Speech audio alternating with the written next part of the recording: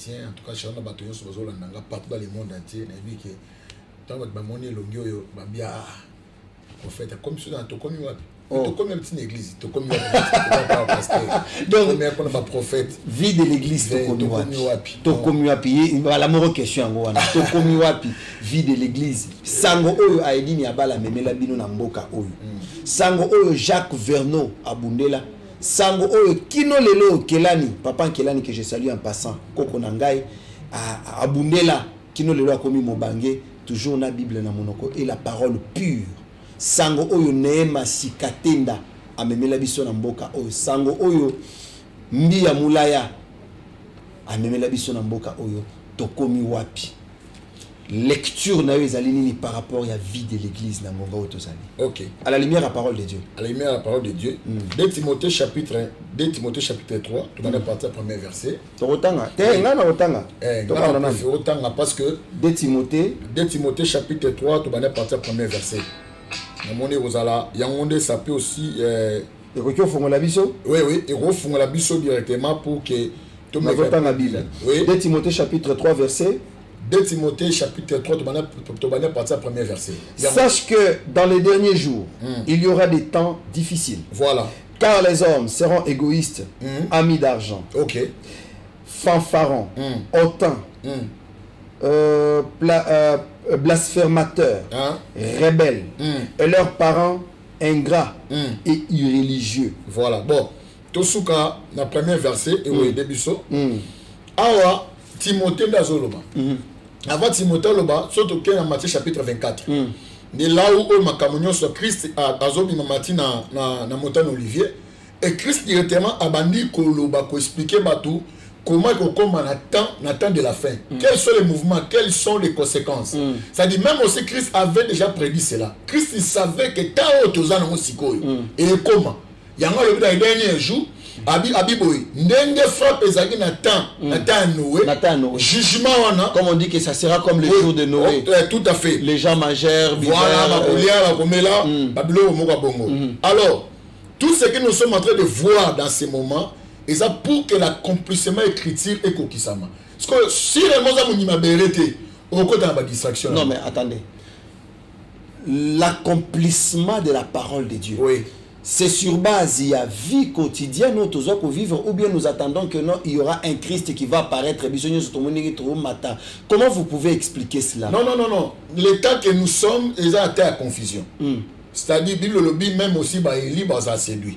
Comment ça? Mais oui, c'est la Bible, non? Donc, tant que ils ont confusion. Oui, il y a tant de confusion. Et ça, tant on remarqué, partout les canabas boîtes, l'église aussi est là. Mais n'est-ce pas que la Bible dit que ne vous conformez pas au siècle présent? Mais oui. Mais au contraire, soyez transformés. Vous comprenez? Alors, si on parlait vie église, dans 1 Timothée, il a passé ce terme. Dans les derniers temps, dans Nicolas Souka, égoïste. Tout le monde, ami de l'argent, même aussi dans l'église, même aussi en dehors de l'église. Dans les derniers temps, lorsqu'on parle d'égoïste, égoïste c'est qui? C'est la personne qui a aligné soigné ce qu'on m'a dit. Donc,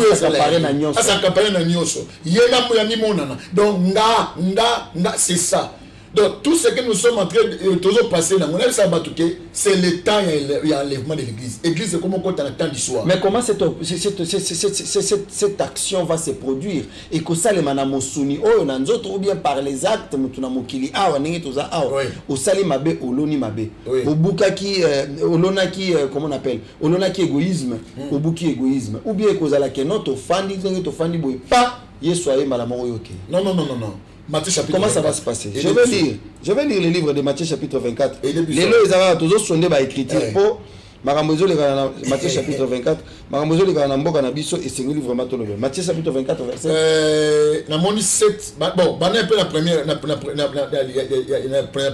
paragraphe. Je vais lire rapidement. Okay. Comme Jésus s'en allait, au sortir du temple, ses disciples s'approchèrent pour lui en faire remarquer les constructions. Mais il leur dit, voyez-vous tout cela? Je vous l'ai dit en vérité. Il ne restera pas ici pierre sur pierre qui ne soit pas renversé. Voilà. il s'assit sur la montagne des Oliviers et les disciples vinrent en particulier lui faire cette question. Dites-nous, quand cela pourra-t-il, quand cela arrivera-t-il et il sera les dignes, pardon, il sera le signe de ton enlèvement afin, pardon, il sera le signe de l'enlèvement et de la fin du monde. Jésus leur répondit. Il y a deux questions. Quels sont les signes d'abord? Par d'autres versions, quels sont les signes et événements? La deuxième question, bon, tant événement, pour que tu remarques les signes et les signes. Jésus-Christ leur répondit. Jésus-Christ leur répondit. Prenez garde et que personne ne vous séduise. Car plusieurs viendront sous mon nom disant c'est moi qui suis le Christ. Ils séduiront beaucoup de gens.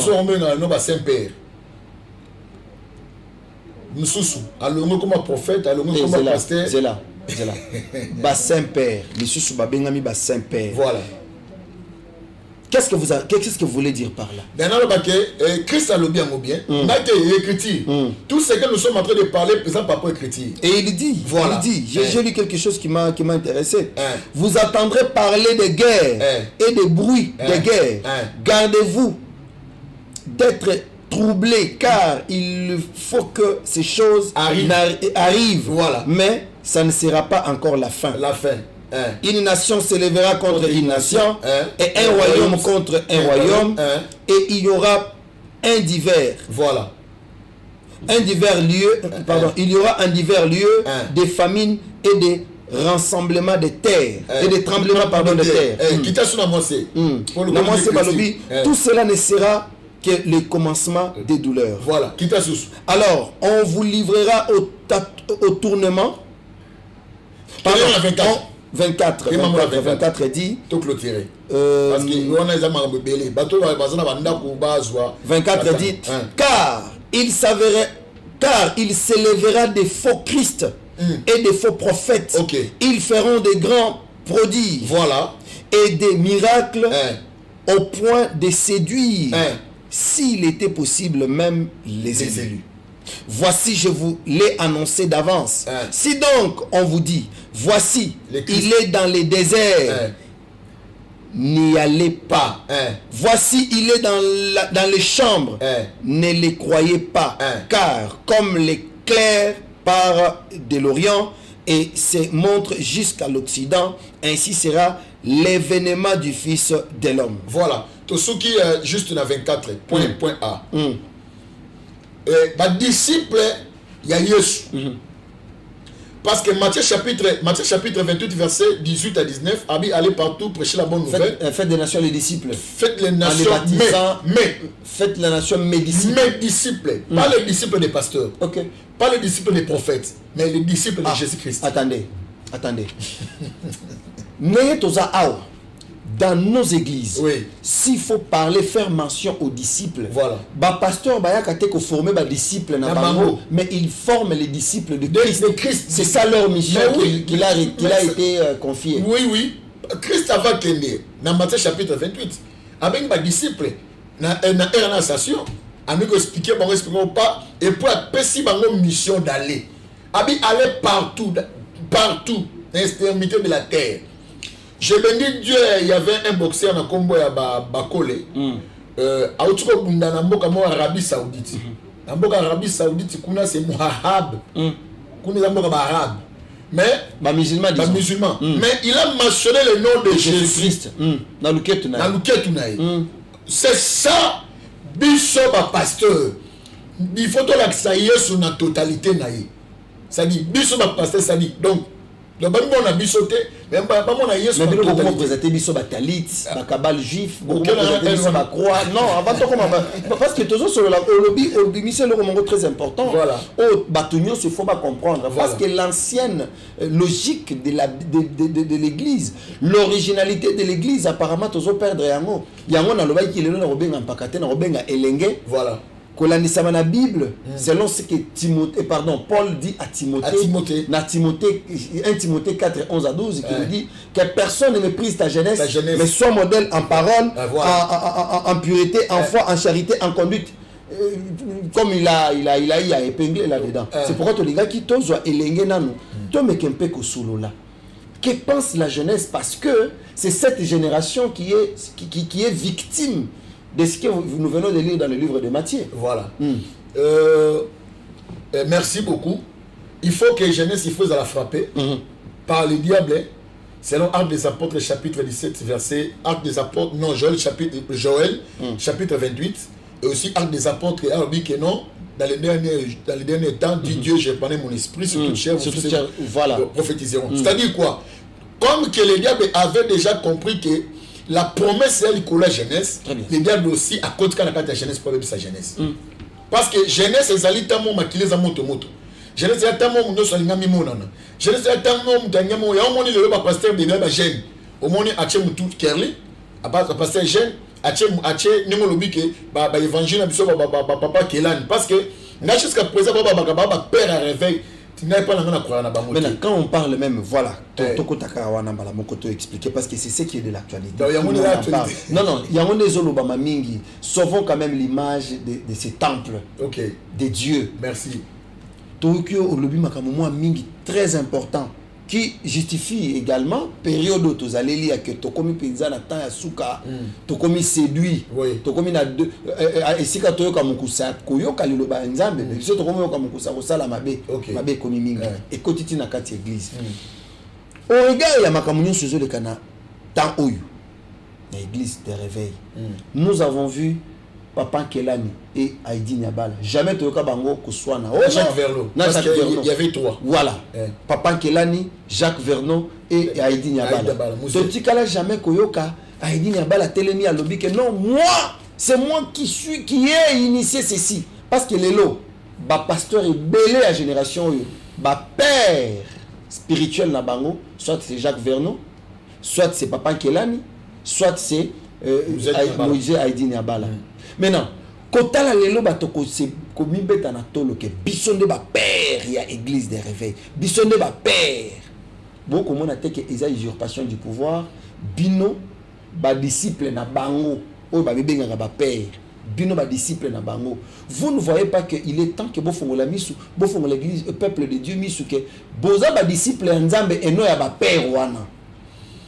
Merci pour la question. Ainsi, nous avons choqué Batubélé. Batubélé, voilà, on a YouTube partout. Nous avons choqué Batubélé. D'abord, la première chaîne, d'abord, ce ne sont pas des pères. Maintenant, qui sont pères de l'église des réveils d'abord? Les pères de l'église des réveils d'abord. L'église d'abord, la tête de l'église, c'est d'abord Jésus. Et nous sommes des membres. Christ n'a pas dit que non, un père. Ah oui, non, moi je suis la tête. Mais le véritable père de l'église des réveils, c'est. Pour les cas où tu as allé dans le Congo, non, le banane, totalement dans des critiques. Parce que tu as un exemple, au Congo, on remarque que Bazan n'est monté, n'a pas de disciple dans la raïs, Bazan n'est monté. Bon, frère, c'est ma casse, mais oui, je te dis parce que le père et l'église à réveil, c'est l'apôtre Pierre. Selon Matthieu chapitre 16. Ok. Christ a tout dit, alors, là, alors vous, mais Pierre a lobby. Toi, tu es le Messie. C'est par là que Christ a venu maintenant qu'on construit l'église. Wow. Depuis quand la Christ ancien donc juste aujourd'hui, on n'a pas un père de l'église des réveils. Père de l'église des réveils, c'est Timothée. Ok. Et non, c'est l'apôtre Pierre. Parce que c'est lui le fondement de l'église. Christ a dit, si cette pierre, moi, je bâtirai mon église. Donc, la promesse, il y a l'église, que le père fondateur de l'église, c'est l'apôtre Pierre. Donc c'est celui sur qui Christ a bâti son église. Mais oui, et puis Bible dit que non, l'église est bâtie par les enseignements des apôtres et des prophètes, pas avec les évêques. Avec les évêques, les archevêques. Non. Christ a dit 5 ministères. N'a pas montré des. Tu as confusion. En tout cas, non, je vous en prie.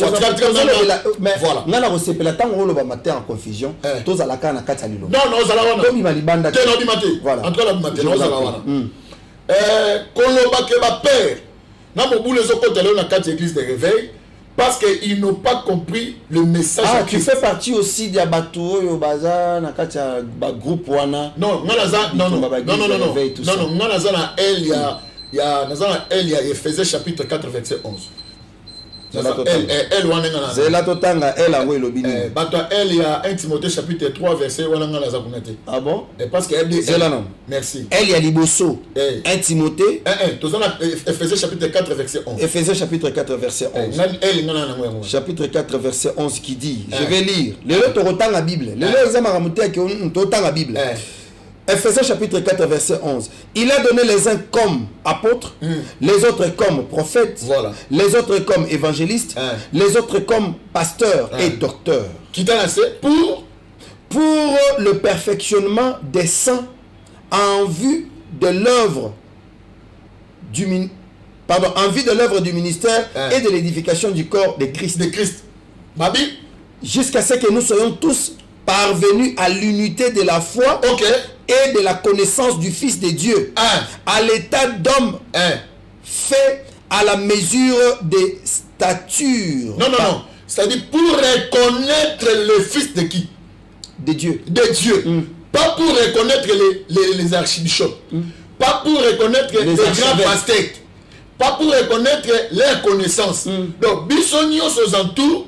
Si que nous avons 5 ministères, les 5 ministères pour la perfectionnement et la perfectionnement du saint. Et aussi pour l'église. Église, pas église locale, mais église à corps du Christ. C'est lui le véritable époux. L'église est épouse en Nzambe. Très bien. Oh, c'est un pasteur. Baza lokola ba mardoché pour Esther pour ba ibisa nini pour kutana nanani na boaz. C'est ça mission ba pasteur. Il n'y a pas une autre mission. Mission au pasteur Esaïe Lokwa Naomi a expliqué une ligne à Okoya dans ma non. Esther à Okoya na makolo Yawa Siris nani Hérite à Okoya na makolo nani Yaboaz. Ça dit mission église et ça pour nous préparer. Pour nous préparer moi aussi. Ça dit que Christ attend, si je vous comprends bien, Christ attend, vous attend. Oui. Vous les sentinelles. Non. Sentinelle, là ce que dans 1 Timothée chapitre 3 verset 1. Parce qu'un évêque, c'est un surveillant. 1 Timothée chapitre 3 verset combien? Verset 1. Verset 1 dit. Cette parole est certaine. Si quelqu'un aspire à la charge d'évêque, il désire une œuvre excellente. Voilà. Il faut donc que l'évêque soit irréprochable, mari d'une seule femme, sobre, modéré, réglé de sa conduite, hospitalier, propre à l'enseignement. Il faut qu'il ne soit ni adonné au vin, ni violent, mais indulgent, pacifique, désintéressé, en fait, pacifique et désintéressé. Il faut qu'il dirige bien sa propre maison et qu'il tienne ses enfants dans la soumission et dans une parfaite honnêteté. Merci beaucoup. C'est quoi l'igno le bani? Non, nous avons 2 camps pour ce moment. Nous sommes ministres, nous ne sommes pas des surveillants. Un évêque, c'est un surveillant. Un évêque, c'est un sentinelle. Alors la berger. Non. Berger, c'est pasteur. Ok. Un évêque, c'est un surveillant. Alors la Tindili. Et puis, ce sont des ministres. Des bafandi. Si on a une question à Kotuna. Mesdames, vous allez en Zambie. L'élo église, bino ba pasteur. Nazo rappelé que na bengio elenge. Poto mekanpe ko solo la. Pambate. Tomoni neti que moi mbulunga mbulunge koti. Et c'est côté depuis quand? La katia église. Voilà. Les diables koswana le koso ya mbongo eye ko s'installer na katia église et outil libanda eye ko s'installer pe fandi. Voilà. Nazo ebate eza par manque ya efficacité pe fidélité na parole de Dieu ou bien eza na juste tout le monde veut se conformer au siècle présent comme l'apôtre Paul le dit. Alors là je veux vous poser une question. Nanenge tozali awa na église de réveil il y a la guerre. Batunyo soba ko lobaka to moni siko ke misala ya kuku et puis siko na poisa. To comment na ndenge évêque kankenza archevêque kankenza mwanambo na évêque général Dodo Kamba ba ko bunda. Lelo ekozala moi pasi que mondimi ya sacerdoce royal ake penza na sifem si assemblée librement. To comment na jamais mondimi ya sacerdoce royal ake penza na foi abondante assemblée na librement. qu'est-ce qui se passe? Bino Batobozali, disciple, il y a archevêque, il y a évêque. Expliquez-le biso à la lumière de la parole de Dieu ce qui se passe au juste. L'église est devenue vendue, l'église est devenue commerciale. Na salaki na to sala rêve moko rêve wana j'avais vu na mona ki bible za ko kanga liboso ba cher edele zela oloti bon eza na ngoko za la rêve oui comme on le dit à mon rêve oui ba bible za ko kanga na ba église ebele na bo citer ba kumba ba pasteur musu parce que vous êtes terrible oh je vis non bible kangami et na moni ba akemba mingi na makambu ya kuwela mbongo mais bazo tenir ce compte na bible parce que na bible il y a l'amour, na bible il y a aussi la hospitalité, il y a la tempérance, il y a aussi la tempérance, il y a aussi la douceur, la joie, la paix, la douceur, na kata bible yango remarqué ces derniers temps balingi kokotanga babiloko wana te baboyi na bango yango bakemi na makambo nini. Non mais bango banani bali ba maître ba père na bino te basa ba père moni eloko na bango chaque fois que ngai pas na bango et pas koza ba ine na de ya foi mais basa ba père na ngati parce que moi aussi j'ai un père spirituel oyo azana kasi mais moninga papa ali papa non moninga papa za papa te parce que éducation na ngani papa na ngape sa ndenge éducation moninga papa so des fois pe sa ba na été c'est ça le problème de auto monde ngo ba soit disant tout monde a comme bon basé d'exemple. Aux appels à l'église de réveil, à la corporation, ou bien aux moko, tu es au milieu, bon, tu les observes de loin. Non. Moi, je rappelle aux téléspectateurs qu'aux Ali, moko, il y a Kambi, na communauté ciel ouvert. Oui, voilà. Chez nous, nous sommes dans la communauté, mais nous devons appartenir à la RCT. Ok. Tout ça en dehors de la RCT. Mais RCT est sur coup fait la nécolosoté. Il est sur coup fait la église. Corps du Christ. Corps du Christ. Ça coup fait la RCT. On est la plateforme. Il y a un moment où ça crée toujours des problèmes. Quand il n'y a pas aussi, lorsque maintenant il y a un centre de la terre, les mongo yo panzabino. Mais besoin de la carte RCT, je crois tout le monde va se monango et ça a son bienté et ça a son propreté. Dans les derniers temps, dans 1990, 80, voilà. Logiquement, voilà. Parole, vous sentez que parole les a pure. Pasteur Soka Lignate a repris 11 versets bibliques. Voilà. Mais ah, commission Matthieu 11, 12. Prédication et Sukiwana. On nous prend la réalité. Voilà. Sérieux, on a. Aux hommes que sobi jeune sec ou là na jeune serbo idée et aux autres dans ma kango zati au monde azali azani de kono moi aussi biso donner la permanence au côté beaucoup de jeunes serbo là ta alors là tu pour que non pour là tu na yo il y a même rien bola il a épé na bo peut prier le no bacha na permanence frère na serbala la place mo voilà voilà parce que nous hommes que ma punition c'est un gêne de prier. So c'est quand il ne pas perdre notre je ne sais qu'il y a 3 jours. Et ils ont respecté. Même si il y a un mot pour dire que je n'ai pas. Dans ce temps-là, il y avait l'esprit de Dieu. Il a dit Katia Bato. Le diable a compris que le peuple sont tika muboy. Et ça me. Ça n'attend la commune qu'on a allé au sous forme et le quoi n'a qu'à jardin de. Lorsque Ève n'a lié moumaté. Mais pour le moment. Ici bali bambouma église nata wana ezeba bêtise to mona mo leote to no mona ba bar réseau kanga ba église zo ya wana place za bar église yé bar ekei ba menidem ba tika diamba ba ote ya so malam mais lelo l'église zo lo ba réseau songa l'église zo lo ba couche zo salama l'église zo lo ba sika wana nde bisika na batu ma bebe yo sama pourquoi parce que soit disant le père y a tant eux ils n'ont pas compris l'évangile. Ma vrai père balobaki Jacques Verlot Moussadi Nabala na papa Kelani nga il devait retourner pas Kelani parce qu'il y a encore des choses qu'il devait parler dans l'église ya moni nzamba permettre la joie sur le la bango bazaba comment dire ça dit tellement ba konsen na molimo parce que sont des orgueilleux bazaba licencié en la théologie 1, master, docteur. 1. Quand maintenant il n'y a plus l'esprit, il y a que maintenant ils ont mouli mon mensonge, peut mouli mon l'olendo. Ce sont des orgueils. Il y a un moment que papa Kelani, papa Kelani nous a bâti qui on a pour que soit disant bango bakende kozwa les enseignements. Comment nous devons marcher pour l'église pour la sauver l'église natale aux animaux. Mais le coup là bas orgueillé. Bah comment bah archevêque. Papa n'a qu'à la Bible archevêque azate. N'a qu'à la Bible de Matthieu, ti Apocalypse. Bah toi bah grand ce sont les 5 ministères, pas les évêques. Les pasteurs, les prophètes, les docteurs. Et ça y a monté à contredire dans la Bible. Christ a dit 5 ministères. C'est le Ephésiens chapitre 4 verset 11. Et Nesikoyo, l'apôtre Paul, n'étant à mon désordre, n'étant comme la moi en Timothée. Abi maintenant il faut tout le monde servir comme évêque. Un évêque c'est qui? Ce sont les anciens. Et puis Paul, comme nous sommes pas évêque, il faut battre la parcours à vie na yo.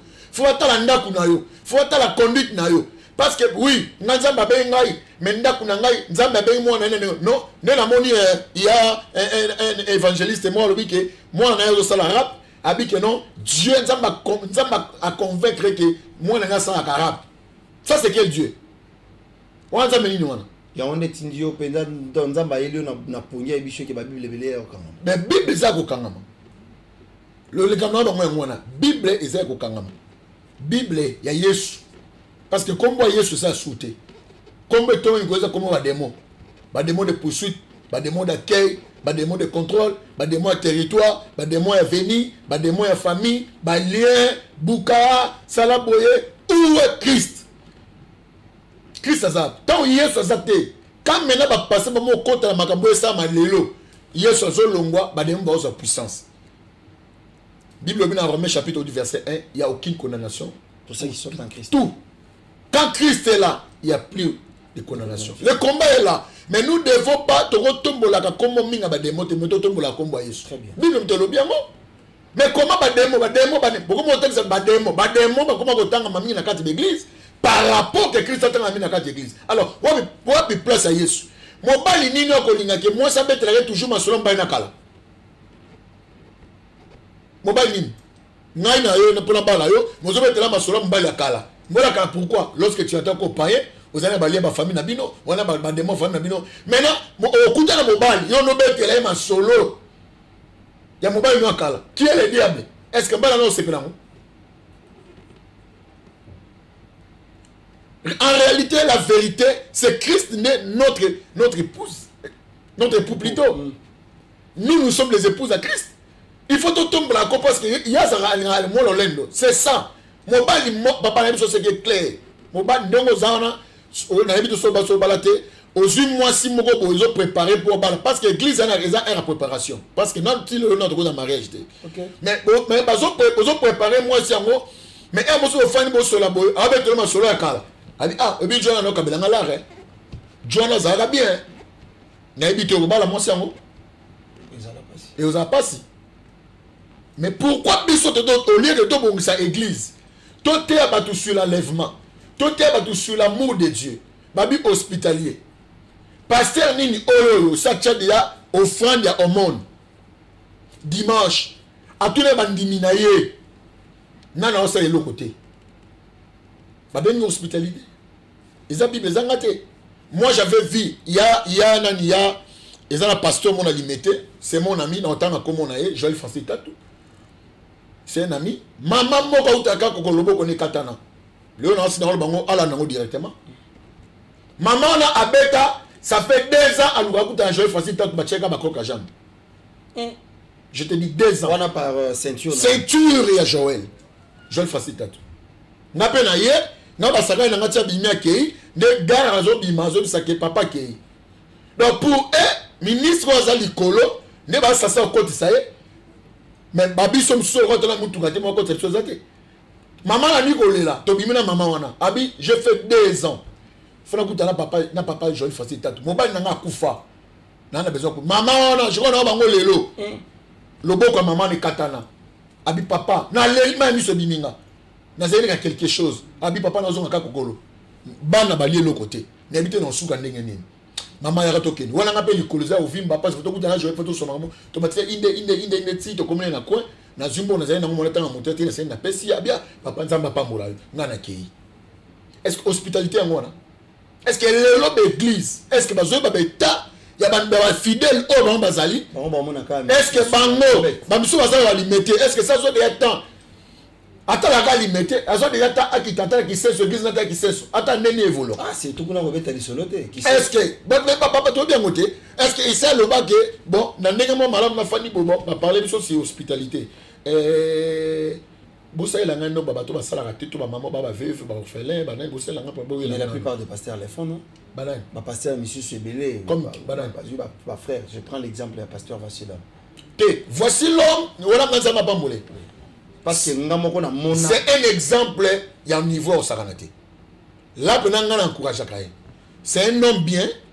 Au moment où il a confié à papa, qu'est-ce qu'il a dit dans son église? Lui, il reste mon père. C'est ça. C'est ça un fils. Quelque chose, bêtise à papa. Mais tu ne peux pas commencer à étaler ça comme ça. Oui, mais c'est qui encore les noms? Les fils de Cham. Oui. Parce que non, Cana. Non, il y a Modissé qui est Cana. Mais la personne qui avait vu, c'était son père. C'était Cham. Voilà. Il a vu la nudité de son père. C'est quoi un véritable père? À Modissa Monate. Ok. À Modissa la future. Le coco. Descendance. Descendance. Il y a un monde qui a sali Moutumabe. Mon au sali Nataba no Basala. À Modi Monate. À dire coco. Coco Ndia Modi. Ça dit quoi? Est-ce qu'ils ont déjà fait ça? Si Basalamo. Ici, va ça maintenant, tout le temps du solo, parce que c'est par ici que nous allons terminer. Je vois, on me signale. Tous ceux qui s'appellent. Solo, nous avons belé. Je pense qu'il faut que nous tous solo la penza. Nous penza penza marambo église de réveil. Merci. Tous vivre un spectacle. Tous assister un spectacle moko. Oyo. Ils ont ça les manaminites entre l'évêque général Dodo Kamba na archevêque Kankenza Mwanambo. Na bengi yo parce que yo za mutu ya kati oza penza na kati église de réveil te. Yo za libanda okotala. Entre les deux. Père. Tout le père parce que Dodo Kamba na minute ba commissaire pe loko la père parce que c'est lui qui gère la confession religieuse. Alors la tata bien qu'elle est jeune. Entre les deux pères, qui a raison, qui a tort à la lumière de la parole de Dieu. Albert Kankenza a tort. Dodo Kamba a raison. Albert Kankenza a tort. Il a tort à ma case parce qu'Albert Kankenza a fait 21 ans de gestion. Il y a RSC. Nous n'avons rien vu dans la RSC. Mais c'est lui-même qui avait initié ces mouvements. Non, ce n'est pas alors lui. Que Tozalaï n'a pas papa qui a été basé 12. Il y a remarqué, il y a une vidéo déjà, ils ont le Kaleka. Au Batkalaki, tant que Basai va réunion, les autres babouilles. Yangwa Kembangu Mbangu, Azui Vie Ejibaya Mampia, Azui Évêque Mukuna, Azui. Évêque Mukuna fait partie aussi à cofondateur. Non, au conseil. Donc, il y a au conseil, il y a l'église des réveils. L'église des réveils. Mais à Longora déjà, il y a un mec. Mais à Zoni m'a pas moli comme un bon ébimi. Ah. Oui, tant que moi, donc, on a quatre titres au Baka, les Kamambo, on les a. Deux autres Mabango. Deux autres Mabango. Azui, Nani, Azui archevêque, Nani donné Kaleta. Azui, ce qui est encore le nom. Azui Vemukuna. Et puis Azui évêque Ejibaya Mampia. Bango 4. Nabenga Bango les 3 compagnons de Daniel. Daniel Ndiazal Ben Kankenza. Bango les 3 compagnons de Daniel. Comment ça? Mais oui, Bango. Boye. Boye pour destituer Moutou. Na likamo les ali et monté et montage et puis nous voir archevêque Albert Kankenza dit que non bah pèse que 5 millions de dollars pour qu'il bâtisse Dodo Kamba on a pas 5 millions de dollars. Dodo Kamba a tenté les corrompre, c'est ce qu'il a dit. Mais non mais je crois que j'avais suivi Dodo Kamba avec vous. Tu avais des je l'avais interviewé. Voilà. Je crois que pour expliquer très bien. Dodo Kamba a tiré comme ça là et l'eau comme mon côté. Dodo Kamba. Est-ce que c'est le monté? Pour le moment, vu que Dodo Kamba, il a compris qu'il y a maintenant un cabal juif qui est dans réveil parce que veut celui qui a fait derrière ça le bas qui a. Attendez. Terrain au Kotiwana. Parce que c'est comme si Batomisu sous Bazali Banda. Batobali Banda Masolo. les gens sont beaucoup plus sur les élections. Voilà. Et Batobaza beaucoup plus sur ce qui est physique, mais le spirituel, le côté spirituel, les gens n'ont pas parlé. Voilà. C'est pourquoi je voulais qu'on échange un peu avec vous sur le plan spirituel. Bousculage wana, bousculage wana, ezo utawapi, bazo tutana. Est-ce que ils ont les locomotives sur le plan spirituel qui se pose au-delà non, ce sont des choses de cabal juif. Parce que Mboka au Congo, papa qui a l'exception, il faut du thé, abrakata. Un prophète, donc, il est en train de parler, ça, abani pour apprendre dans notre église, c'est un esprit de Dieu. Vous voyez déjà, mais bisous tu dis abrakata, tu dis que la personne qui avait déjà mis ça, c'était Koffi Olomide. Or, lorsqu'on parle de Koffi Olomide, on voit directement qu'il y a un déon Nzambe. C'est humain, là, moi, je n'ai pas. Quand maintenant, toi, tu commences à dire ça, et bah fidèle qu'on répétait en abracadabra. À part on a aussi système maman qui on a écoute dans quatre églises, c'est-à-dire un miracle fabriqué écoute dans quatre églises. À part un miracle fabriqué écoute dans quatre églises et comme dans ma salité comme mingi. Quand maintenant Dodo Kamba a pris la résolution que maintenant je voulais maintenant commencer maintenant à frapper les églises. Pour nous c'est église dans norme. Parce que le ko la batouana ba keno pesa ba dim de dim. Pas batata wana ba ba dima ba bêtise wana. De par là, non, au soto continuer na eboy, et ko inde la biso. De préférence to ça to longolay pour que maintenant to cham mutu oyo avoir la habilité à to sarabiso que au lieu que parce que le do kamba comme il quoi père. De au moins c'est comme un bitumba. Et comme on va bengi pas non, on va ça ça dit guerre et leadership. Et comment qui maintenant mais après quelqu'un a bané ko baté que non, lorsque bino bo investir mutu na kati on a directement a commis il a des décisions sur vous. Mais oui, c'est ça la constitution. Parce que c'est par ici que nous allons terminer. Oui. Je ne voulais pas que nous anticipons. On a beaucoup parlé de ça. Mon problème, c'était beaucoup plus sur le côté spirituel, sur comment l'Église est préparée sur la spiritualité. Tout le bélamouké spiritualité à l'Église pour aussi ça. Les systèmes OEE à Bakabal juif. Est-ce que ils ont d'une modernité tu actualiser l'œuvre de Dieu quand même parce que nous avons vu même juif ce n'est pas un problème. Le problème c'est les cœurs. Comment vous pouvez quand même chercher à aller plus loin pour nous alors nous qui s'habillent et la Moutoua sali oyebi état d'âme na été mais aux yeux lati yango. Mais si quelqu'un aujourd'hui a lati moi taliti na lati croix, qu'est-ce que ça fait? Nous sommes plus au temps d'Aaron. Les véritables Aaron c'est Jésus. Tant Aaron parce que Aaron a attribué à Lévi. Mais nous ne sommes plus dans cet état-là. Tous en temps où il y a ministre de Dieu, ministre de la parole. L'habit et ça que l'on remonte la parole. Mais quand maintenant vous voulez maintenant mélanger Christ, les membres tout le monde yango. Bon, on a dit que même l'église de Wana Bakoi. Kabal juif. Oui. Ça veut dire quoi? Kabal juif, c'est la magie. Point barre. Pratique nini zalaranakati. Pratique soko bitoko tawana ce qu'on dit mission et oui moulai. Tu aussi les certificats justement on appelle ça 5 minutes. Ou expliquer l'histoire bah tu vas comprendre parce qu'il y a. Si nous zalana muta ko na Kabal juif, azamba culte mo ba culte ba da pembe. Je n'a pas expliqué pourquoi ba pembe. Au moment où à la titoge, toge à rouge, ils en ont bakwa, n'a pas expliqué bino. Au moment où l'autre a un culte, il y a bougie. N'a pas expliqué bino, il y a des cultes ça maka, l'autre a un culte il y a sang. N'a pas expliqué bino ngo. Bon l'autre a un culte il y a nini.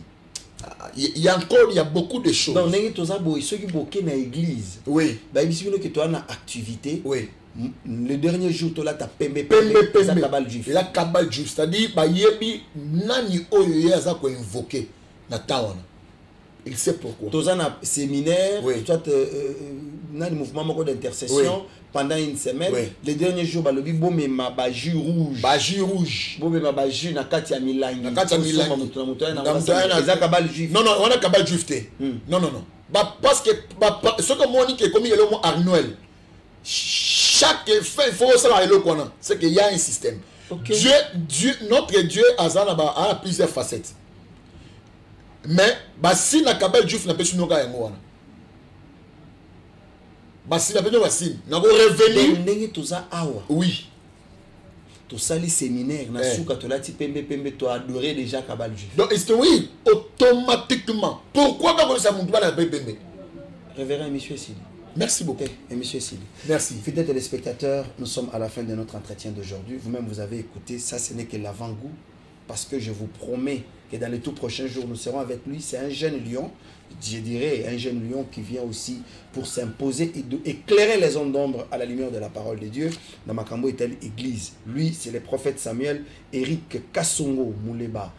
Azali bongo moko ya bakambi na communauté ciel ouvert ezali bongo awa na Kinshasa ezali na bianda na monga fula OK bana monga fula nyonso to pesi bino mbote bolanda biso mingi alors ce pour na kozwa bino mon numéro est plus de 143 99 75 76 123 plus de 143 99 75 76 et puis 123 notre église c'est Etozana ciel ouvert Bianda avenue Mwende numéro 13 na quartier Bianda so qui na belle ba monter mataloko vers Kimwenza aux yango batunyo so baebi église à ciel ouvert là où na pesi les pasteurs papi mbote et puis maman Michou na pesi mbote ba sœur Cyrielle ba sœur nani dani bana baza tellement mais ba protocole nyonso là où que nous sommes donc lobby coup n'avait invité bino parce que lobby na aussi sincèrement moko nazo parler ba obstacle o été menaka mutu pour que mutu a simbo sa promesse na été.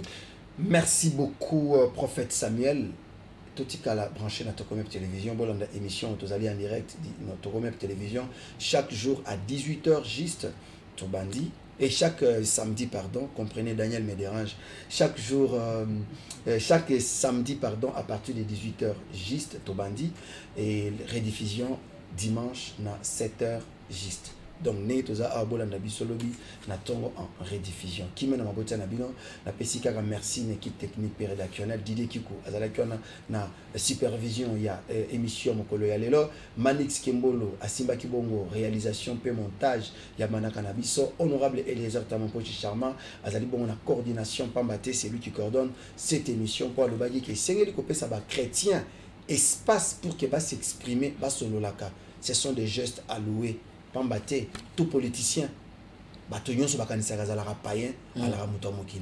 lui sur sa chaîne il a dédié beaucoup d'espace, beaucoup de minutes pour que tout le Belara Makambo au Italie, son créateur Jésus-Christ de Nazareth de façon que Milimo, Ebika, Bato, Bapé Sabon et Nabango et pas un Daniel Yassomwe, je te salue mon frère, Tokutani Mokolo samedi prochain, un autre invité, une autre thématique, mais à la même heure. Ciao.